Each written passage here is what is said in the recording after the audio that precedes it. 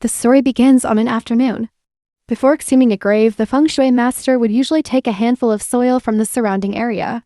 He would then taste the soil. If the taste was normal, Mr. Kim would agree to help the client's family open the coffin. However, today, old Kim seemed to have encountered something untouchable. He tasted the soil around the grave and his expression immediately became grave. When he looked up, he noticed the tombstone had no name on it. Upon closer inspection, he saw a row of small symbols in the bottom left corner. He then stood at the head of the grave, gazing into the distance, and his unease intensified. He asked the homeowner who chose this burial site for your grandfather. The homeowner replied, "My grandfather was a significant figure during World War II. A fox shaman selected this feng shui spot for my grandfather. Due to the rampant grave robbing back then, the shaman decided not to engrave a name on the tombstone." The homeowner's explanation sounded reasonable, but Mr. Kim still felt uneasy. He decided to abandon the job, which greatly angered his associates. The homeowner had offered a high price, enough for the whole group to retire after completing this job. Thus, they had to find a way to convince Mr. Kim. Recalling his unusual intuition, Mr. Kim said, "In my 35 years as a feng shui master, I've never encountered a sight as ominous as this. From the moment I set foot on the mountain, I felt the entire place shrouded in yin energy. I even saw a fox spirit around the grave, which is highly unusual. Koreans believe that areas with fox spirits are unsuitable for burials. I think this site isn't for burying the dead, but for cultivating restless spirits. If you insist on exhuming this grave, it could cost lives." Despite this warning, Mr. Kim's associates were unwilling to give up the opportunity for wealth. They met with the homeowner to discuss further and learned about the family's plight. After the grandfather passed away, strange occurrences began in the household. The homeowner's father became paralyzed and confined to a wheelchair. His elder brother suffered from mental illness and eventually took his own life. Previously, the family had invited many feng shui masters, but none dared to touch the grave. They emigrated to the US, hoping that being far away from the grave would bring peace. But misfortunes continued to haunt them. The homeowner's wife suffered a miscarriage for unexplained reasons. Their current child had cried incessantly since birth. Even the best hospitals in the US could not find the cause. The homeowner contacted Hwa-rim, a female shaman capable of communicating with spirits. Upon seeing the child, Hwa-rim realized that the family's ancestral spirit was troubled. She believed the homeowner's grandfather's soul was in torment, causing harm to the descendants. As she wasn't well versed in exhuming graves, she suggested collaborating with Mr. Kim and Bong-gil. After hearing the entire story, Mr. Kim no longer held back. He said the symbols on the tombstone are coordinates of the grave. If the fox shaman chose this location, he must have intended to hide some secret here. Upon hearing the homeowner's story, Mr. Kim became even more reluctant to take the job. While everyone remained silent, Hwa-rim proposed what was considered the best solution at the time: to perform the exhumation ritual and the soul-calling ritual simultaneously. Mr. Kim prepared all the sacrificial items requested by Hwa-rim. Hwa-rim asked for 5 people born in the year of the pig to dig the grave. Bong-gil smeared horse blood on their foreheads. Then he cut a small bunch of their hair and placed it in the sacrificial pig's mouth. This was done to divert the spirit's attention from the diggers to the pig. Hwa-rim used her shamanistic rituals to ward off evil spirits. When everything was ready, the head of the ceremony stood in front of the grave and delivered a memorial speech. Bong-gil sat nearby, chanting incantations while beating a drum.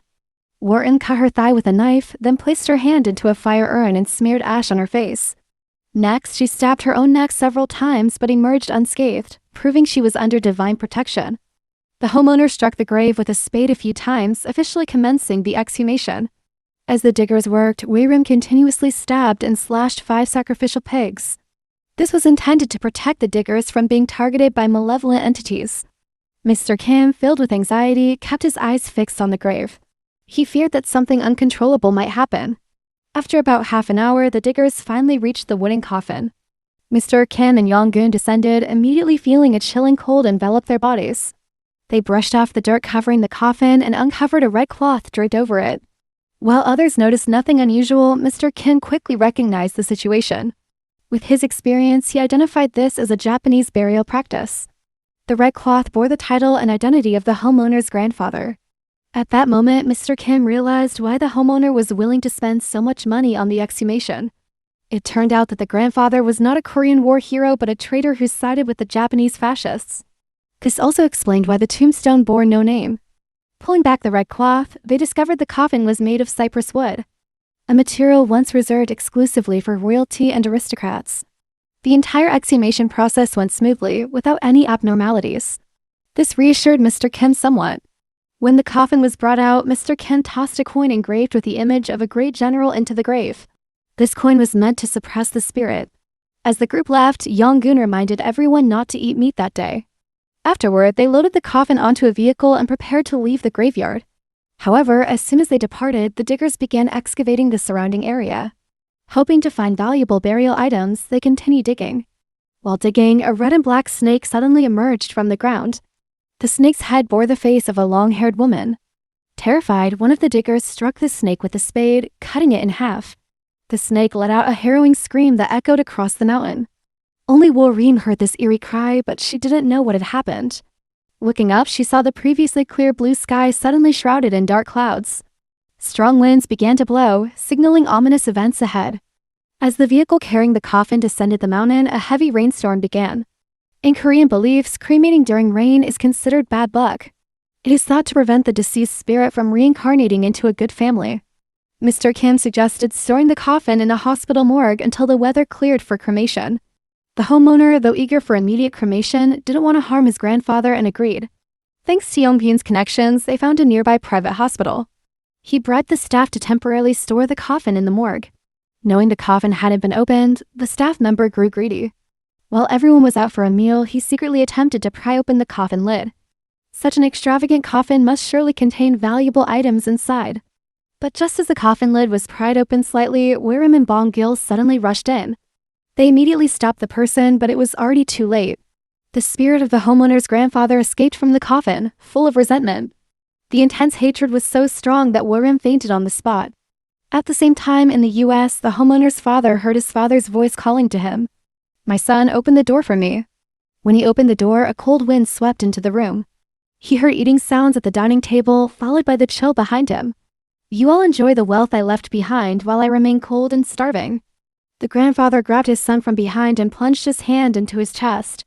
He crushed his son's heart. Meanwhile, the man's wife was dancing to music in the room.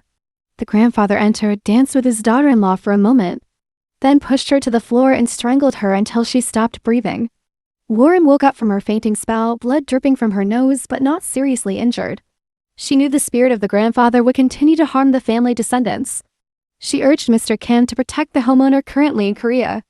Hwa-rim and Bong-gil returned to the morgue to handle the spirit. She handed Bong-gil a pine branch to act as bait for the spirit. When the spirit possessed Bong-gil, Yong-gun would tighten the ropes to restrain it.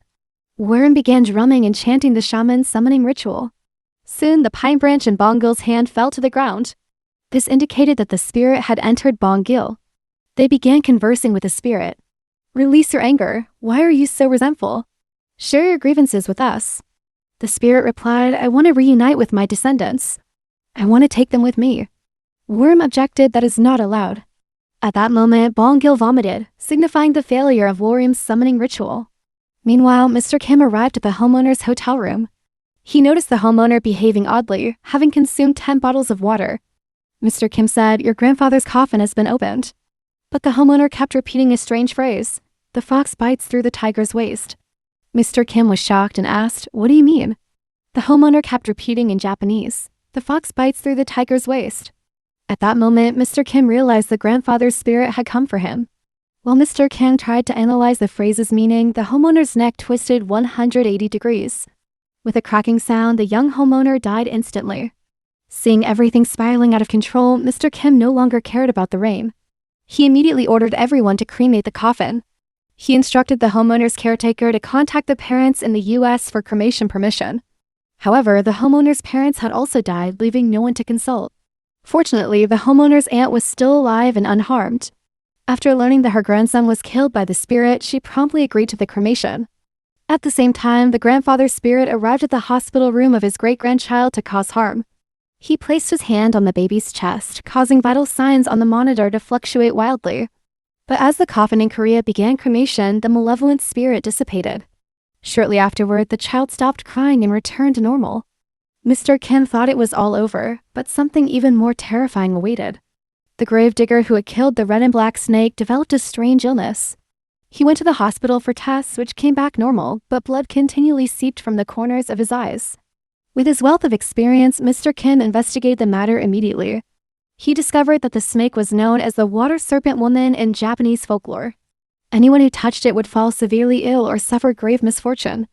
Mr. Kim decided to find the snake's body so Hwa-rim could perform the exorcism ritual. Only then could the gravedigger's life be saved. As he continued digging, his shovel struck something hard. When he dug further, he discovered another coffin beneath.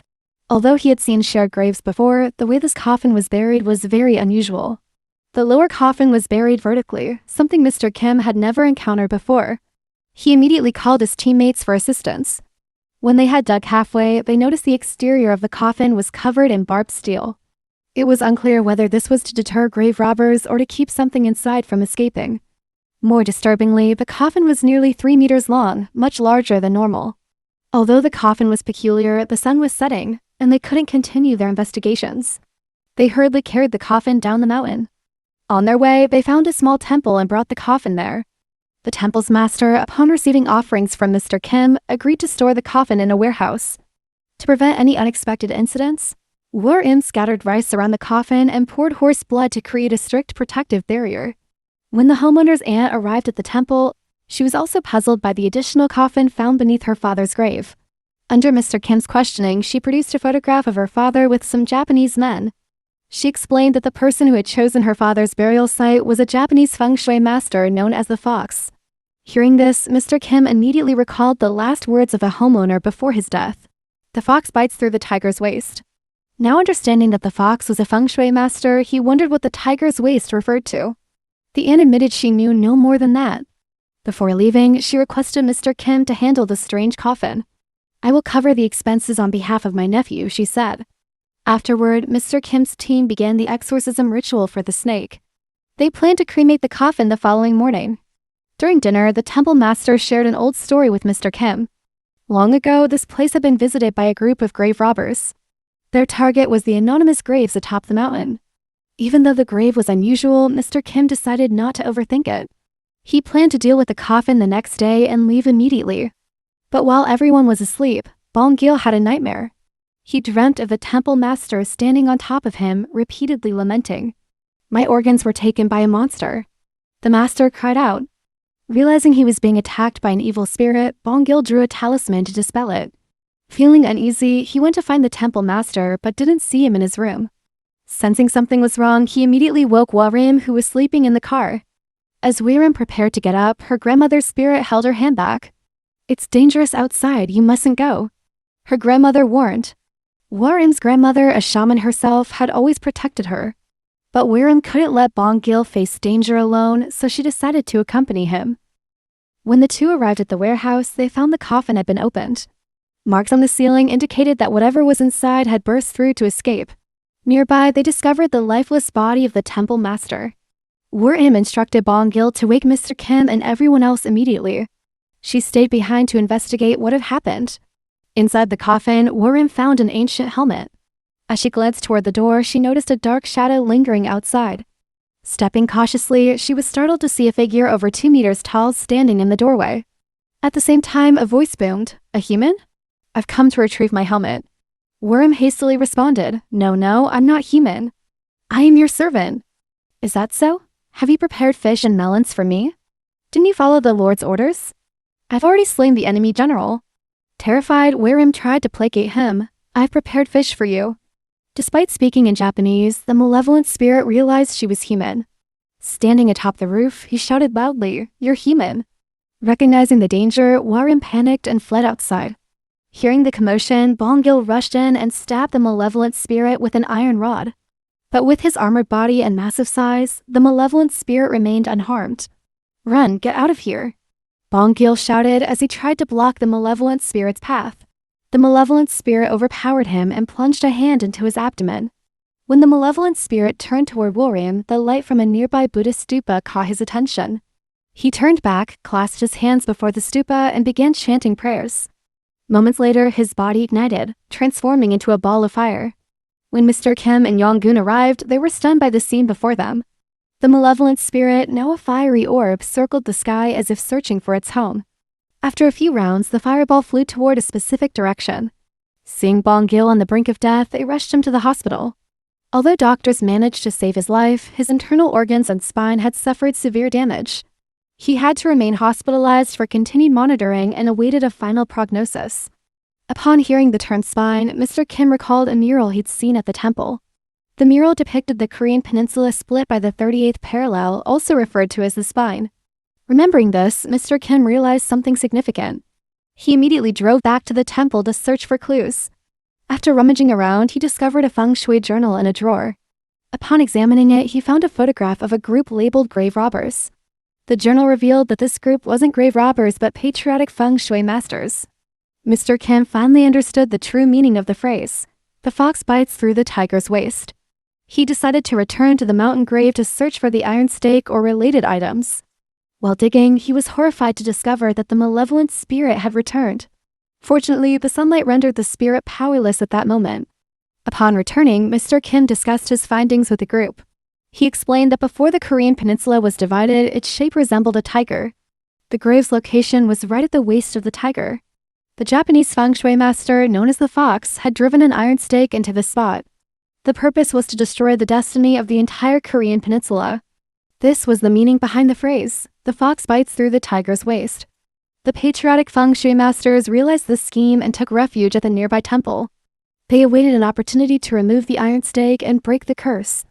The malevolent spirit was created to guard the stake and prevent anyone from removing it.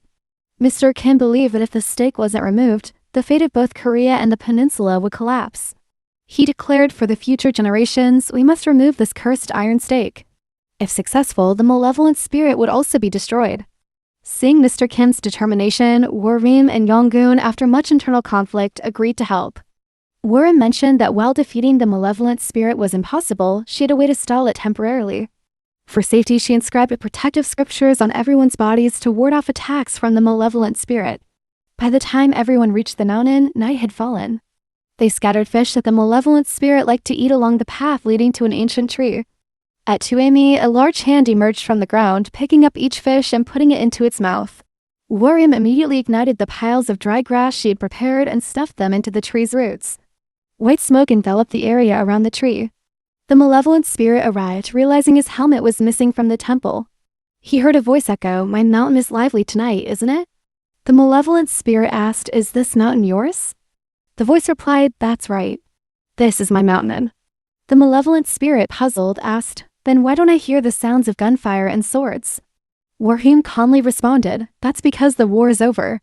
The malevolent spirit roared, "No, our battle is not over yet." At that moment, Mr. Kim and Yong-gun jumped into the grave, starting to dig for the iron stake. Hwa-rim continued to converse with the malevolent spirit and learned he was a general from World War II. After the general had fallen in battle, the fox took his body along with those of other officers and stitched them together. He drove a long sword through the body and sewed the general's head onto it. Finally, he cast spells over the body, transforming the general into the strongest malevolent spirit in Japan. The fox buried the malevolent spirit with a sword to erode the destiny of the Korean peninsula gradually. The iron stake that Mr. Kim was searching for turned out to be the sword hidden inside the malevolent spirit. The burial of the homeowner's grandfather was merely a diversion by the fox. After digging for more than half an hour without finding the stake, Yong-gun decided to step outside to check if Hwa-rim was in danger. Meanwhile, Mr. Kim persevered with the digging. At the same time, the malevolent spirit realized that Hwa-rim had exceeded her time limit. Just as Hwa-rim thought her life was at an end, her grandmother's spirit appeared behind her. With her grandmother's help, Hwa-rim narrowly escaped the danger. The two spirits began battling each other, but the malevolent spirit quickly realized someone was in the grave. He roared furiously, transforming into a fireball, and flew into the sky. Yong-gun and Hwa-rim panicked and immediately ran toward the grave. At this moment, Mr. Kim continued to dig and saw the fireball in the sky. Frozen in fear, he couldn't move even as Yong-gun shouted at him. The fireball shot straight into the grave, accompanied by a voice. "Do you want to become my servant, or will you offer me your heart and liver? I've memorized the scriptures on your body. I've guarded this fire for 500 years. Before Mr. Kim could react, the malevolent spirit plunged its finger into his abdomen. Seeing this, Hwa-rim decisively poured the prepared horse blood onto the malevolent spirit. The blood caused the malevolent spirit to emit smoke and retreat. However, Hwa-rim didn't realize that the blood only wounded the malevolent spirit, not kill it. As they were checking Mr. Kim's wound, the malevolent spirit suddenly attacked from behind. It effortlessly lifted all three of them like they were mere chickens. In desperation, Hwa-rim shouted, "The iron stake is inside the malevolent spirit." Hearing this, Mr. Kim immediately understood the situation. If the malevolent spirit was the cursed iron stake, it belonged to the metal element. According to feng shui, wood overcomes metal. Mr. Kim picked up a wooden rod and stabbed it into the malevolent spirit's leg. The malevolent spirit screamed in agony, confirming Mr. Kim's theory was correct. Yong-gun grabbed another tool and repeatedly struck the malevolent spirit. But that doesn't do much good. Realizing the malevolent spirit could transform into a fireball, Mr. Kim deduced it also had a metal element. Following the 5 elements principle, metal generates fire, so wood containing water was needed to subdue it. Mr. Kim smeared horse blood on the wooden rod and slashed it at the malevolent spirit. The malevolent spirit howled in pain and began to disintegrate as Mr. Kim dealt a decisive blow. Seizing the moment of weakness, he mustered all his strength and struck one final fatal blow. The malevolent spirit was split into 2 halves and completely destroyed. Mr. Kim's bravery and quick thinking earned him the respect of Hwa-rim and Yong-gun. With the ordeal over, Mr. Kim was rushed to the hospital and survived.